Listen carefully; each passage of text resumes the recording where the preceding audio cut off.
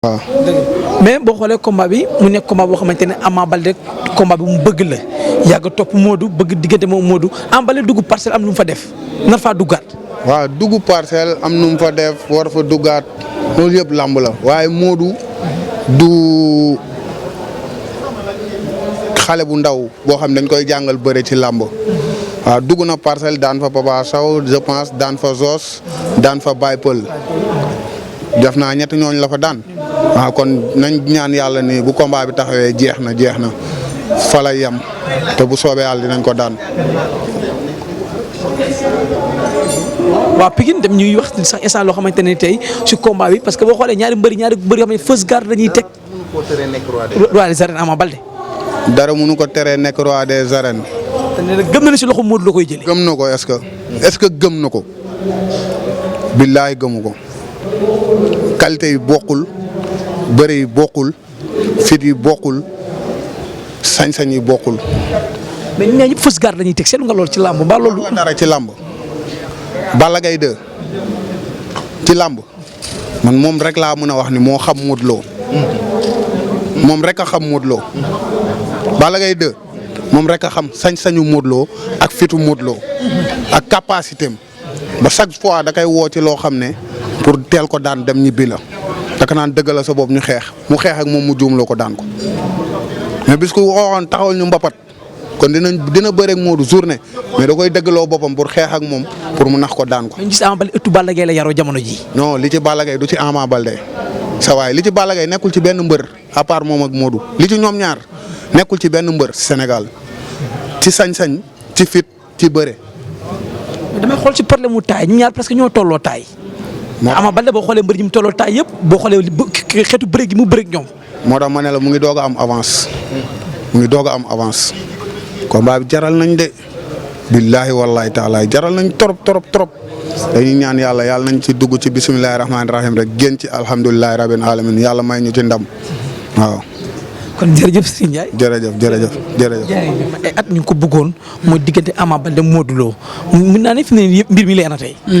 mbir mi leer na temps yi mais dañ koy confirmer ci conférence de presse bi Modou Lo di def nii tey yaakaar naa ne kàddu yi nga xamante ne jot na koo génne rek dalal na xelu amateurs yi dalal na tamit xelu ay supporters am combat la boo xamante ne comme ni ma koy waxee rek bokk na man ci combat yi may gën a xaar ci saison bi ndax règlement de compte la waaw. mais boo xoolee Modou ba tey communication bi mu def mel na ku jàpp favori ci combat bi. mel na ku jàpp favori ci combat bi Modou mooy favori. moom dafa jàpp ne moom mooy favori.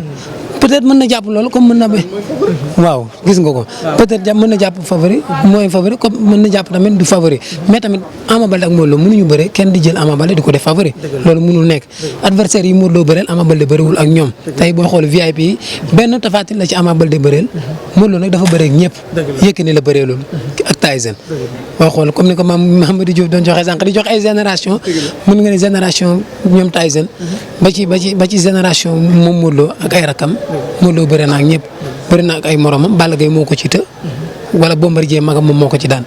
waaw am na ñu wax ne mbër mën na mbër ba tàyyi mbër ma daan ko. du jeex ci làmb chaque jour nga gis mbër bu fi daan ku la man chaque jour nga gis Baboy sama waay la bi mu daan Bombardier ku ne xam na ni Bombardier ko man mu daan Bombardier loolu du jeex ci làmb mbër day daan ku ko man comme mbër tamit day man mbër daan ko waaw. mais ko xam ñoom ñaar ñoo tolloo taay te Modou Lo boo xoolee mbër bu mu tolloo taay doo ko jaaxal. ñoo tolloo lépp.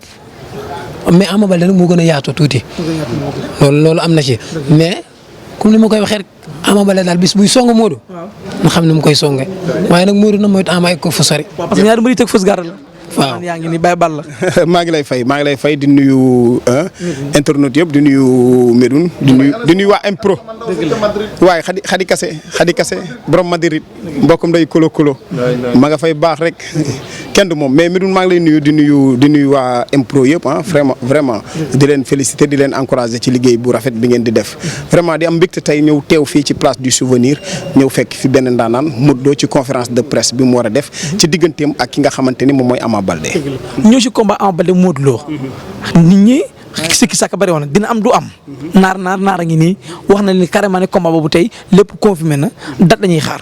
confirmation baa ngi nii xam nga lii mënul weesu confirmation Modou Lo ngi nii toog dëggal boppam xam ne moom bés rek lay xaar ku ne xam ne combat bi li ko tënkoon mooy dañu nekkoon ci Covid ba léegi nii sax dañu nekk ci Covid lamb ji ibbeegul certes mais combat bi Ama Baldé Modou Lo moom day am moom ci kàttanu yàlla.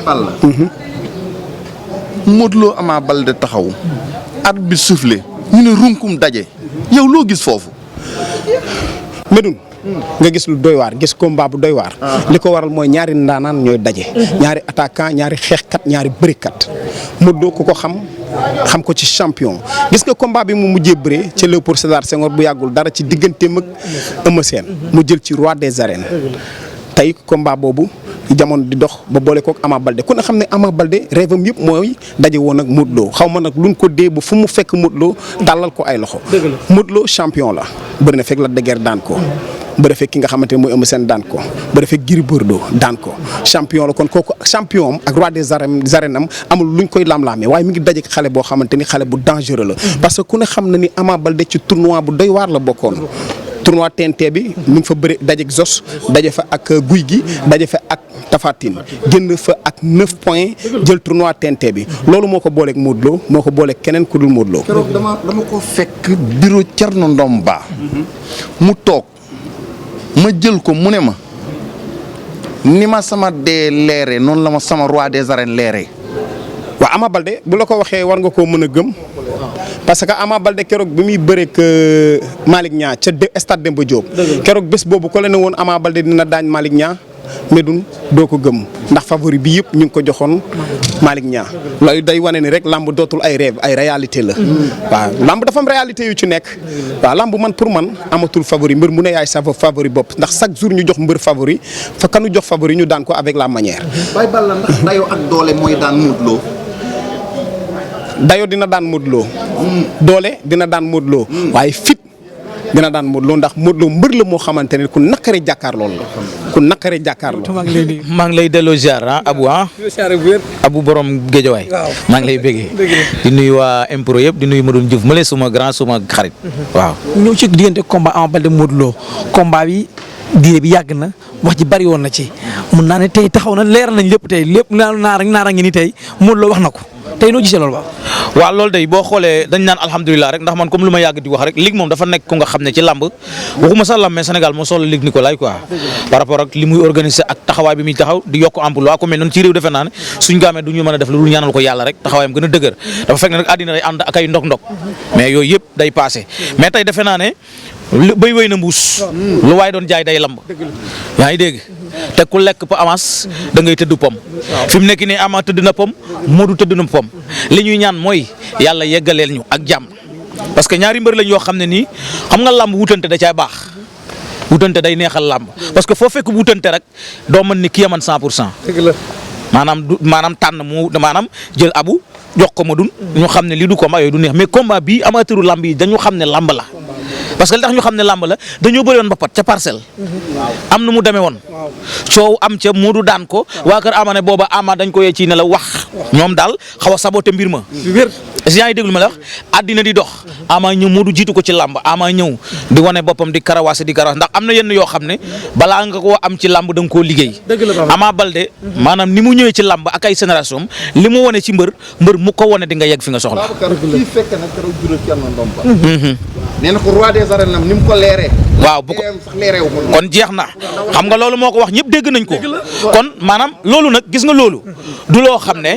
wax ji question bi leerul de. waaw lan la wax. waaw comme li mu ko. waaw mu ne di ko xam ne ni ko roi des arènes leeree dem sa leeroo ko noonu. waaw bu ko ni leeroon sa defe naa la wax mu dee tey dem àjjan parce que bu ko ñu àjjanaam leeroon la wax loolu nag li fi ma koy teg mooy moom dafa wax selon Ama Baldé mi doomi Fallaye Baldé Ama Baldé mi rakki Papa Baldé Ama Baldé mi rakki Zil Baldé Ama Baldé mi juddoo ci kër gi fekk ngemb li ci kër gi waaye dafa wax ci Ama Baldé mi nga xam ne bi loolu lépp amee nag parce que abu diwoy sama baay da dul doy mais xam la moo gën a wóor nga doon yow ki nga doon ndax Youssou Ndour noonu na doon sa baay ko gën Ama dafa ñëw bu la neexee nga ne doon na Fallaye baayam yóbbu ko ci làmb en tant que caatam gunge ko Ama am lu ne ci moom ci mbër ci fit ci sañ-sañ ak ci mën a bëree ak ci doole macha allah loolu laa jàpp ne moom la ëmb ci yaramam ak yëg-yëgam ba jàpp ne roi des arènes bi dina ko jëli bis na ñëw mu jongante ko ñuy wax ba bés jot mu am combat roi des arènes kon nag la mu waxoon fii la nattukaay bi ne te moo ne woon Modou Lo bu doon ay beek sax naa dajeeg moom nangu beek yu ñu bëri kon defe naa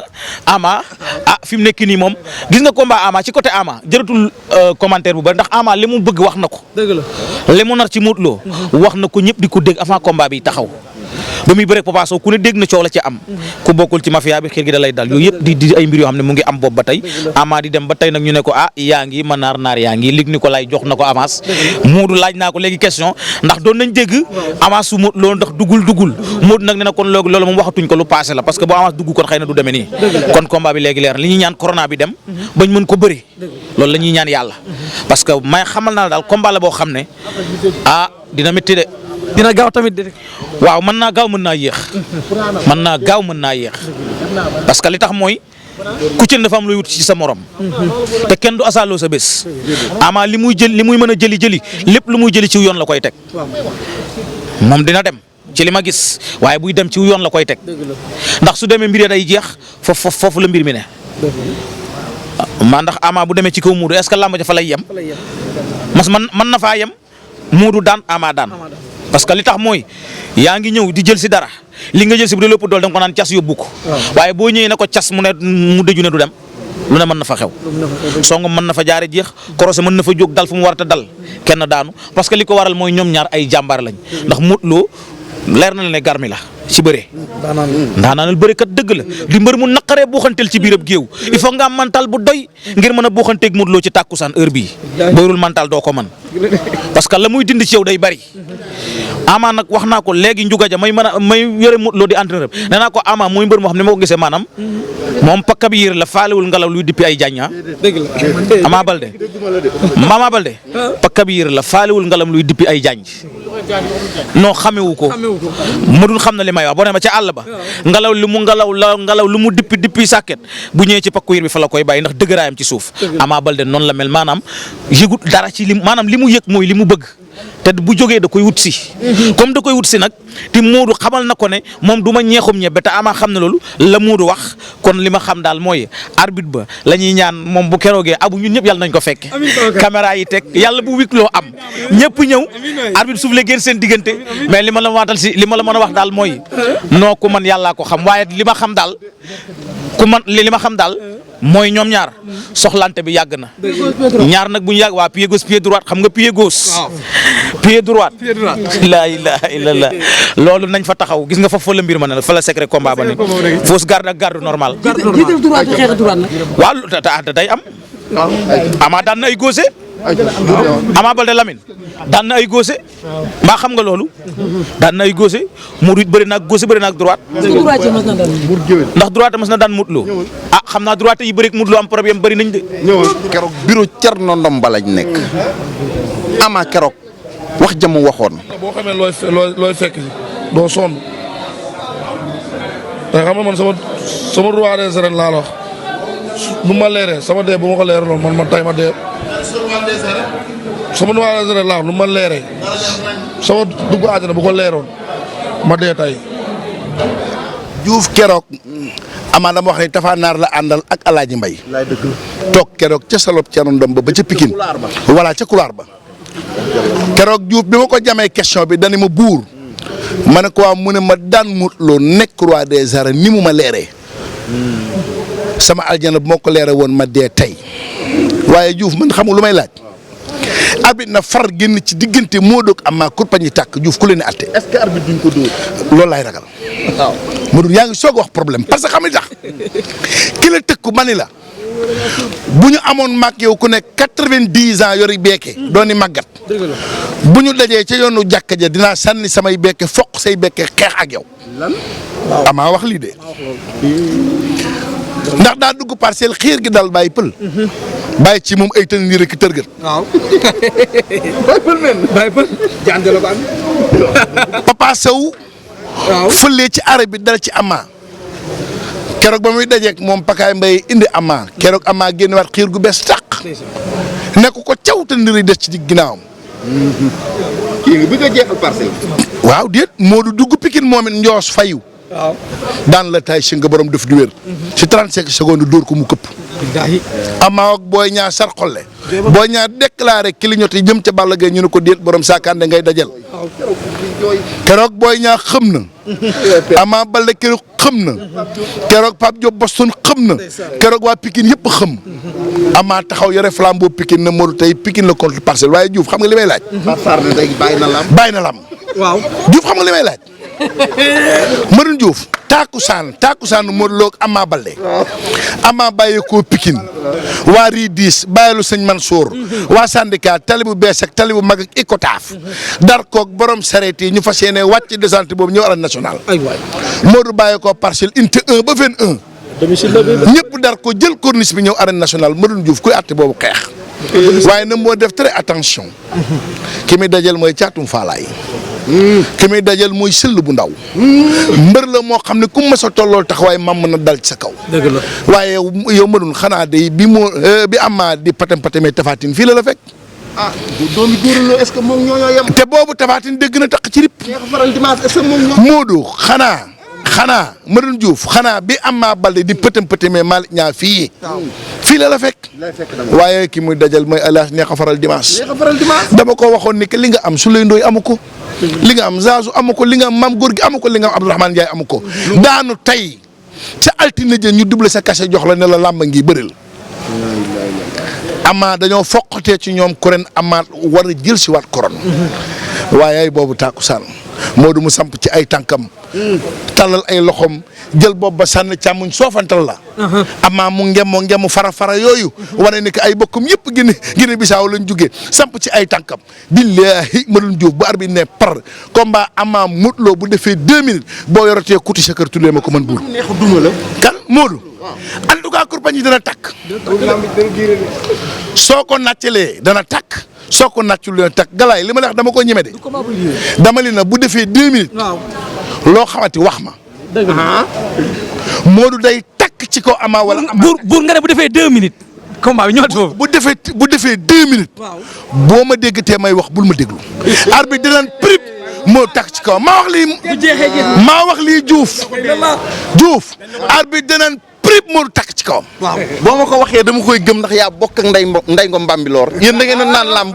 man nag maay dem ba ko du par den ci par ba ca lambaay sang may sa ngoone Njaay bira fale si nga njëriñ li may wax Diouf dama ko miin. Galaye Talla Bamba ñu ngi lay siyaare di la nuyu. Abou maa ngi lay siyaar di la fay di siyaar sama grand Medoune di ko baax di nuyu sama mbokk bi nga xamante ni bu reggee rek ñëpp yëg ko ndax mbuub la sant bu ñu yéexee mu lekk li ñu sol muy Mame Balla Mbuub muy nit ku baax ñu ñëw tey ci li nga xamante ne ni tey point de presse bu Modou Lo def di firndeel diggante moom ak Ama Baldé combat la boo xamante ne ni confirmé na tey nu gisee loolu.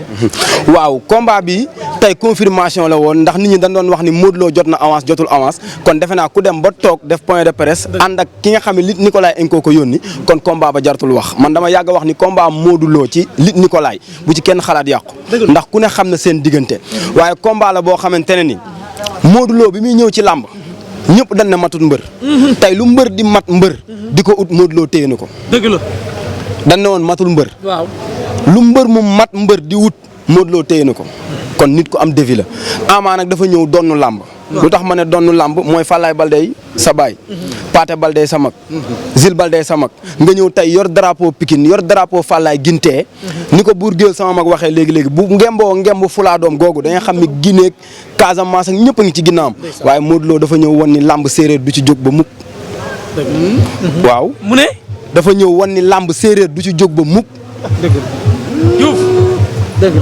bari na roi yoo fii dégg séeréer la ñu woon ci suñuy jamono ñi ñu fekkee ñett yi ñu mën a lim ay roi des arènes tukul séeréer la ñu woon kenn ñëw foqati ko muy Balla Gaye 2 bi ñuy xam ñu ne Manga séeréer la Yaxya Diop ci suñu génération bi ñuy xam moo ñëw séeréer la Mouhamed Ndaw Tyson Saloum la bàyyee ko Serigne Dia Bombardier Balla Gaye ñëw foqati ko ci Yaxya Diop daan na xale yi ñëw leen ma it bi yoon bi ñàkk ko ci Bombardier Eumeu Sène nangu ko Modou Lo ñëw ne tey dama koy doon li buur géwél wax léegi Modou Lo rek fi nekk di waaj combat ñu jox ko avance mbër loolu musul am kon bu ko jëlee ñëw tey wane boppam ñu wax ñu ne combat bi war a sauver lamb Balla Gaye Boy Niang la woon Modou Lo ne jox leen ma Ama Baldé ma defar lamb kon Modou Lo wóolu na boppam. dëgg la waaye Ama wax nañ ko léegi de fu ne wax na fa.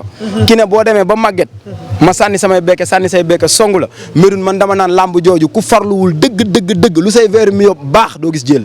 mais yow da ngaa contesté li Bour Gueweul wax waxi 2 minutes am yow gëmoo ko yow. 2 minutes waaw 2 minutes. 2 minutes tax du ma ko gëm. mooy Modou Lo yebul parcelle. Ama yebul ñoom Zil Balde ba ñëw pour taxañee Modou Lo. xam nga Ama dafa nekk mbir mu du xaar. Balla Gaye numéro 2 du xaar mais am na bis yoo xam ne day taxaw di xaar. dëgg la. Bombardier mbër mu dul xaar la am na bis yoo xam ne dafa taxaw di xaar. dëgg la. Balla Gaye 2 mbër mu dul xaar la am na bis yoo xam ne dafa taxaw di xaar. bi ñu bëri Yékini da koo xaar Yékini ko fekk si. te ku ne xam na ni moo doon wuti. dëgg la.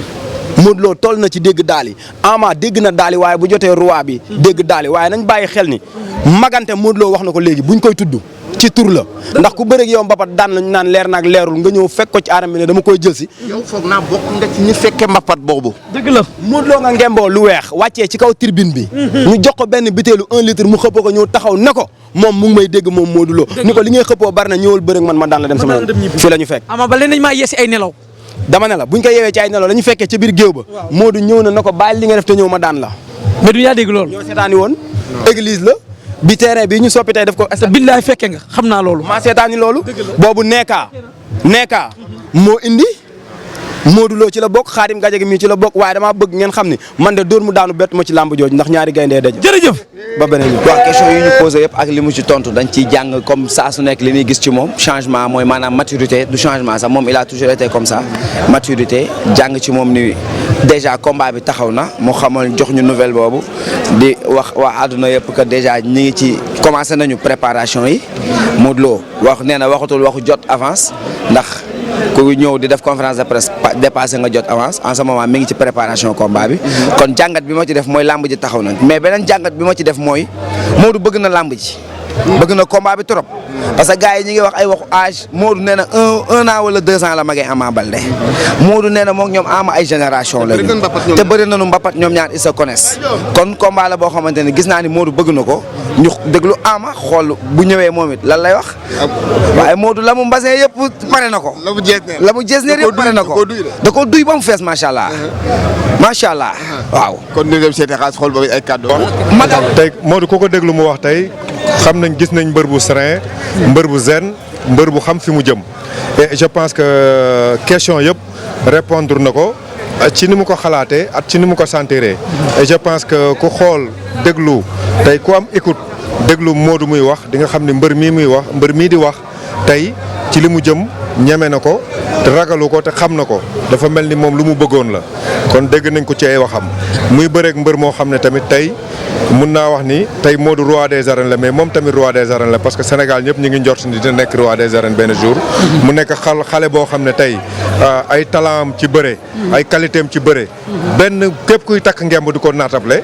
muy man muy keneen ak keneen. champion la xale bu am ambition la en plus muy bëre ci at loo xam ne tey Modou ba muy jël roi des arènes Pikine la ko jëlee ci magam la ko jëlee Eumeu Sène.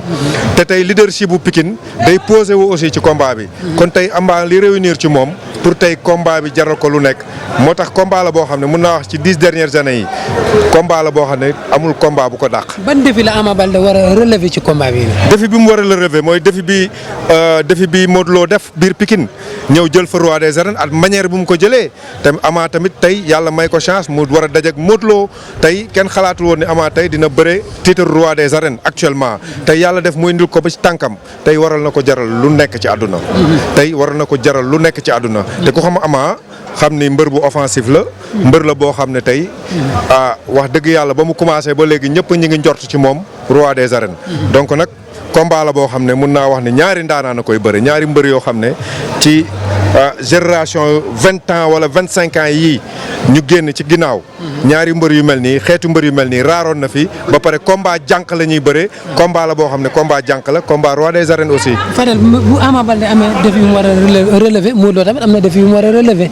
parce que boo xool bi mu bëre ak nees moom Ama Baldé dafa jàpp ni Modou Lo daf ko doon xeex bi mu bëre ak Papa Sow jàpp na ni Modou Lo daf ko doon maanaam dernier combat bi yëpp jàpp na ni Modou Lo daf ko doon xeex. ba pare moom mu jàpp ni moom moo man kat Modou Lo jàpp na ni moom waru woon a bëree Papa Sow Modou Lo la waroon a bëreel moom Modou Lo tamit lan moo koy xaar ci combat bi. non Modou li koy xaar ci combat bi dafa bëri parce que si une fois que tu deviens roi des arènes tu es l'homme à abattre. tey Modou mooy mbër bi nga xam ne tey moom la ñëpp joxoñ pour daan ko. tey daan Modou Lo moo lay def roi des arènes kon tey risques yi ci moom la ëpp. tey moom moo jël roi des arènes ba pare nangu bëreeg mbër boo xam ne tey ku fi jëloon roi des arènes doo ko jël. du dëgg kon moom xam na mesuré na risques yi.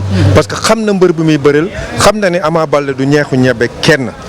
Ama Baldé tey mën naa wax ni boo compté ñeenti mbër ci làmb ji yu wóor ni ñii jour nañ nekk roi des arènes di nga ko ci boole kon mbër la boo xam ne adversaire bu redoutable la Modou defe naa ni tey ak expérience bi mu am ci làmb te defe naa ni tey lu mu am ci làmb lépp lu mu mës a am musul yomb tey lépp lu mu mës a am musul yomb mais bii moo ci gën a jafe parce que bii c'est après son titre de roi des arènes premier combat après son titre de roi des arènes kon combat bi tey defe naa ni Modou moo ko gën a bëgg parce que tey mbëri fi jaar yëpp bañ jëlee roi des arènes seen première sortie dañ daan kon tey première sortie moom tey dafa war a manqué impérativement wane ni roi des arènes bi jëlewu ko ci erreur. Fadel pour ma wax la nga posé question bi dama koy posé sama dernière question ñoom ñaar ñëpp bëri nga ak ñoom. ñoom ñaar ñëpp am na foo jaar ak ñoom. ci côté mystique ci côté waajtaay. voilà loolu laa dama bëgg nga ñëwal ma ñoom ñaar ku ci nekk lan moo la arrangé ci combat bi. lan la sa morom di def te arrangé wu la. mais defe naa ne ñoom ñaar ci combat ñoom ñaari mbër lañ yoo xam ne seen i fort moo ëpp seen i faiblesse seen i qualité. moo ëpp seen i défaut. du dëgg. terewul am nañ ay lacunes. am nañ ay lacunes ku ci nekk am nga ay lacunes. waaw ñoom ñaar ñëpp am ay lacunes mais seen mën bës ak seen mën bëree ak seen mën corps à corps mooy tax parfois seen i lacunes du feeñ. mais koo xam ne dugg ci garde ma gën a yomb. te ñoom ñaar ñëpp tuuse na leen ñoom ñaar ñëpp tuuse na leen. waaw c'est que boo xoolee ñoom ñaar seen xeex bi ñuy xeex bokkul. Ama day xeex pour jàpp. Modou day xeex pour gaañ. seen i xeex bokkul. ban moo ci gën a danger. kii xeex pour gaañ moo jàpp te Modou boo xoolee kuwam du coup yoo xam ne dañ koy natt du coup yoo xam ne dañ koy calculer ay coup hasard la te coup hasard ku nekk mën nga ko jël coup perdu balle perdu ku ko jël da ngay toog ku mu mënti doon.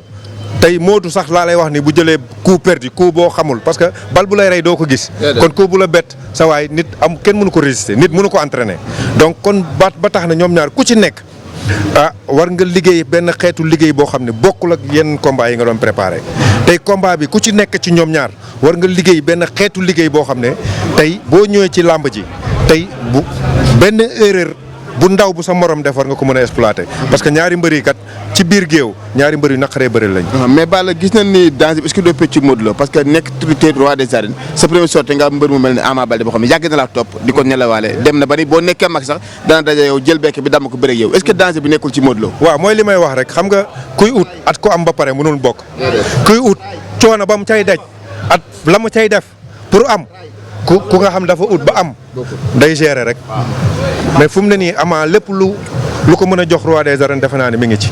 Modou tey lépp lu ko mën a tax mu confirmer titre roi des arènes mi ngi ci moo tax ma ne la lamb ji nit bu ci pronostiqué sax mun na juum parce que lamb ji kenn amul certitude ni diw moo mun diw kenn amul certitude ni diw mooy daan diw. donc lamb la boo xam ne damay ñaan yàlla rek ñu yàlla bàyyi ñu fi ñu fekkee ko te tal ko parce que lamb la boo xam ne lépp lu amateur bëgg ci lamb dina ko am dina am bëre dina am tuus dina am dugg si bu neex dina am bëre dina am xeex dina am ndam dina am jël. laa léegi ak ñaar ñëpp bu ñu dawee jaxasoo ku ëpp sens. waaw ñoom ñaar ñëpp dañ mën a jaxasoo ñoom ñaar ñëpp Ama daa mën jël tànk kee daa mën a tànk. loolu mooy lamb ji. Ama mbër la boo xam ne tey ku mu jël sa tànk boo sàgganul tuuti daanu. tey Modou Lo mbër la boo xam ne ku jël tànkam boo sàgganul daanu. loolu daal mooy CNG bu bees donc ñu ngi am yaakaar ne ren lamb dina am moo tax aussi ñu teel nag commencé pour woon Sénégalais yi ne leen combat bi bu ñu ubbee lamb ji rek ren lañ koy amal moo waral tey ak innovation bu bees ñu andi Modou pour la première fois ci histoire lamb moom rek mu ñëw pour def conférence de presse semaine prochaine ñu andi Ama pour wane ne daal lamb ñun dañ ko war a liggéey dañ ko war a vraiment valoriser ba nga xamante ne nii tey lépp loo xamante ne nii Sénégal bëgg na ko ci rek dina ko am parce que dafa nekk cosaan mais également dafa nekk léegi industrie kon donc ak quelque soit situation bu mën a am combat bu toll ni combat Modou ak Ama muy tey jii boo visiter histoire lamb mu bokk ci combat yi gën a mag ci histoire lamb combat boobu aussi vraiment war nañu ko liggéey ci manière boo xamante ne nii manière bu gën a professionnelle lay doon ba tax na daal tey loolu moo waraloon ñu daje fi di kontaan nag ci toute la presse sénégalaise ci teewaay bi ñu fa am ñëw tey en masse vraiment couvrir li nga xamante ne nii mooy manifestation bi di kontaan bu baax daal. jërëjëf mais ku ne xam ne Luc Nicolaï Anko organisateur boo xam ne dañoo mën événement. te gis nañ arène nationale suuf ga rëyul. Modou Lo Ama Baldé lang fa. est-ce que mën nañ njort ni di ngeen dem Léopold Sédar Senghor parce que ñu bari ñu ngi naan combat bi xajul foofu.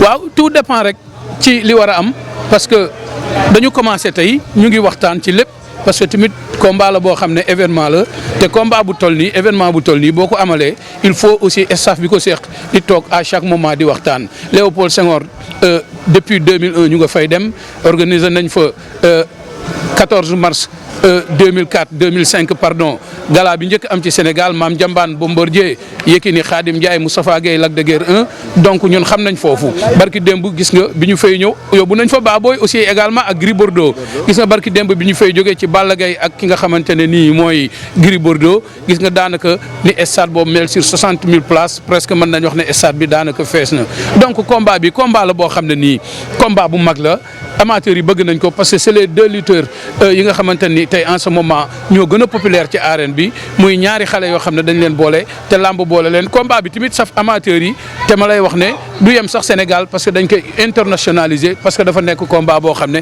adduna bi ñoo ko soxla. lu ñuy xaar ci Ama Baldé kañ la war a ñëw def nii moom tam. waaw xam naa d'ici 2 jours dinañ leen ko communiquer parce que bëgg moom wax luy dañ mais xam naa ne d'ici 2 jours dinañ leen ko communiquer parce que Médoune xam nga moom presque mën nañu wax ne Luc Nicolaï Enco la bokk parce que digganteem ak Luc dafa nekk ànd bu yàgg boo xamante ne nii boobu du ay TFM du site bi du loolu boobu depuis 2S la muy xale bu yaru vraiment nekk nit koo xam ne timit nit ku baax la ñëpp bëgg ko ba tax na moom lépp loo xam ne ñu ngi koy liggéey rek mu ngi ci biir te xam na ko. jërëjëf merci.